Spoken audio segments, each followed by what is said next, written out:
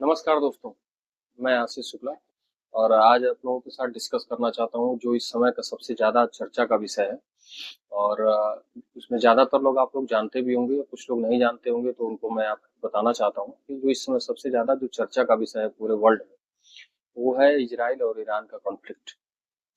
तो इसी के बारे में आप लोगों के साथ मैं डिस्कस करना चाहता हूँ कि ये मैटर कहाँ से शुरुआत हुआ, कैसे हुआ और किस वजह से हुआ, किसको कितना नुकसान हुआ। तो ये सब बारे में आप लोगों के साथ मैं आपसे डिस्कस करना चाहता हूँ। तो सबसे पहला कारण मैं ये बताऊँ कि 13 जून की रात को इजराइल ने ईरान के ऊपर अटैक किया और ये अटैक इतना सटीक था कि उनका मिसाइल जहाँ जाना चाहिए था, जिस कमरे में उनको भेजना था, वहां पे गए और जो लोग टारगेट थे सारे लोग मारे गए।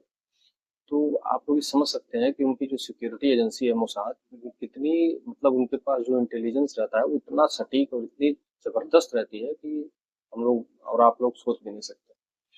और मोसाद का जो अगर सिक्योरिटी एजेंसी की तो बहुत सारी बातें हैं, उसमें से जो है बहुत सारी बातें तो हम आपको सबको पता है कि उनका अ, जो मिशन है उनका, जो बहुत सारा ऐसा जो है मिशन है जो हम लोग मतलब अभी भी याद करते हैं, सोचते हैं कि यार कैसे पॉसिबल हो। तो इसमें से एक ये भी है कि आप लोग तो जानते होंगे जो हालिया का है, जो 7 अक्टूबर की बात है, जो इसमें इस्माइल हानिया को जिस तरीके से मोसाद ने उनको मारा था।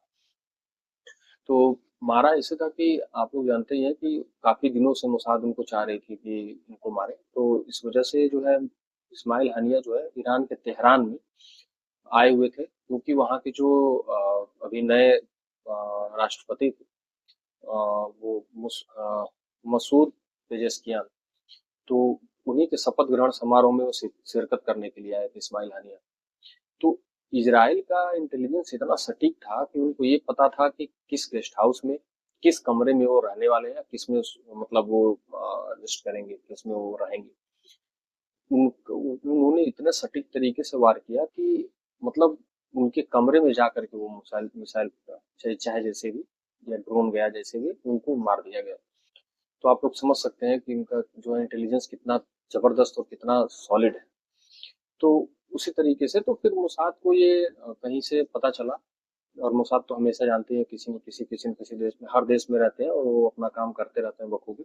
तो उनको ये पता चला कि जो है ईरान जो है न्यूक्लियर बम बना रहा है।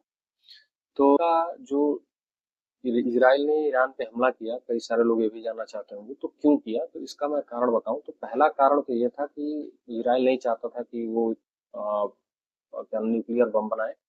और दूसरा ये था कि अभी हालिया कुछ दिनों पहले आप देखेंगे तो ईरान ने इजराइल के ऊपर जो है अटैक किया था। उसमें ड्रोन से और मिसाइल से दोनों तरीके से अटैक किया गया था, जिसमें जो है इजराइल का नुकसान काफी ज्यादा नुकसान हुआ था, जिसमें कई सिविलियंस भी मारे गए थे और उनके आर्मी बेस को भी बहुत तगड़ा नुकसान पहुंचा था। उसी समय इजराइल, हालांकि आप लोग तो जानते हैं कि इजराइल जो है कभी भी अपना बदला भूलता नहीं, तो इजराइल ने कहा था कि हम इसका बदला जरूर लेंगे। तो एक कारण ये हो गया कि न्यूक्लियर बम नहीं बनाना था, दूसरा ये था कि अपना जो है हमले का उनको जवाब भी देना था।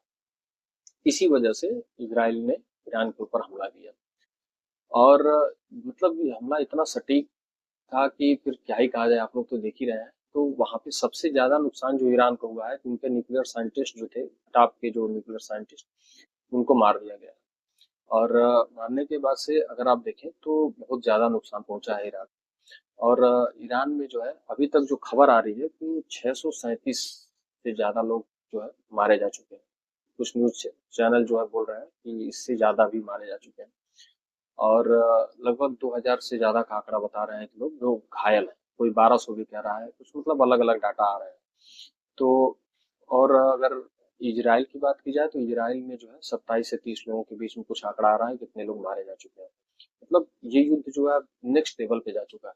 और हर एक मतलब इजराइल जो है ईरान के ऊपर बहुत जबरदस्त तरीके से, प्रिसाइज तरीके से हमला कर रहा है। और इजराइल के ऊपर भी ईरान भी जो है वो अपना बैलिस्टिक मिसाइल्स के थ्रू बहुत तगड़े तरीके से वार कर रहा है। और सबसे स्पेशली जो है सबसे ज्यादा नुकसान जो हाइफा और तेल अवीव जो उनका मेन शहर है उसमें हुआ है। और अभी कल या परसों में न्यूज ये भी आया था कि इजराइल के हॉस्पिटल पे भी, जो उनका 1000 बेड का जो हॉस्पिटल है, तो उस पे उसके ऊपर भी ईरान ने जो है अटैक किया।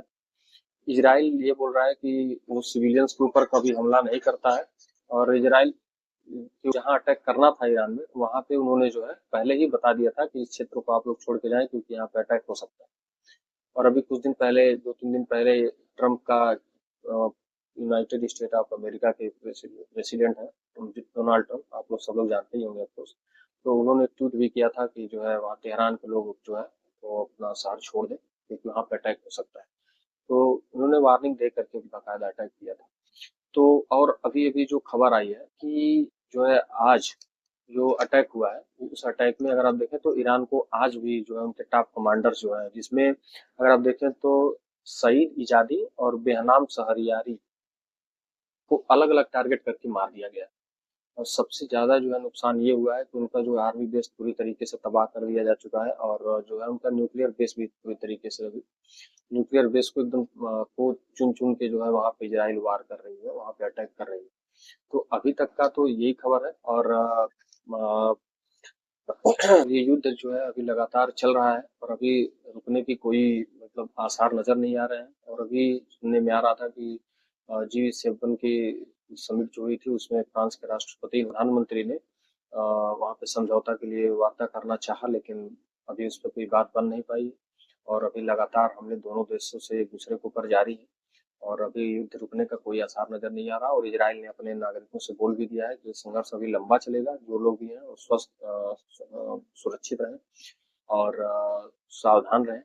और ये युद्ध अभी और लंबा चलने के आसार काफी ज्यादा नजर आ रहे हैं।